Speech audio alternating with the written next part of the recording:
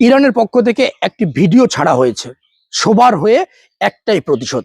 যখন সকলে ভাবছিল যে এই ইরান ইসরায়েল আমেরিকার যুদ্ধ শেষের পর্যায়ে, ঠিক সেই মুহূর্তে ইরানের পক্ষ থেকে যে ভিডিওটি ছাড়া হয়েছে এটা অনেকটাই চাঞ্চল্য সৃষ্টি করেছে। কি বলা হয়েছে? সবার হয়ে একটাই প্রতিশোধ, একটাই বদলা।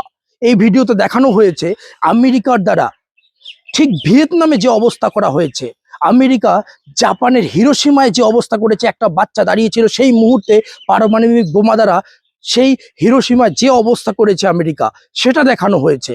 দেখানো হয়েছে যে প্যালেস্তাইনে গাজার কি অবস্থা করা হয়েছে, দেখানো হয়েছে ভিয়েতনামে কি করা হয়েছে, দেখানো হয়েছে ইয়েমেনে আমেরিকা কি অবস্থা করেছে।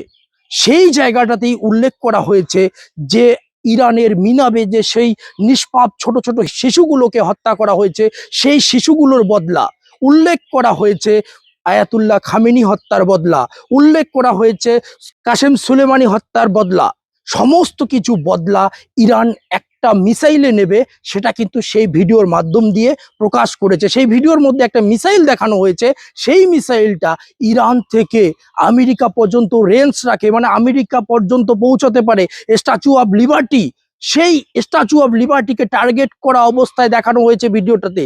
তার মধ্য থেকে একটা চাঞ্চল্য এটাই যে ইরান এমন কোনো মিসাইল হামলার হুমকি দিচ্ছে যে মিসাইল ইরান থেকে সোজাসুজি আমেরিকায় গিয়ে পড়বে, আমেরিকা পর্যন্ত পৌঁছাবে এবং স্ট্যাচু অফ লিবার্টিকে আক্রমণ করবে।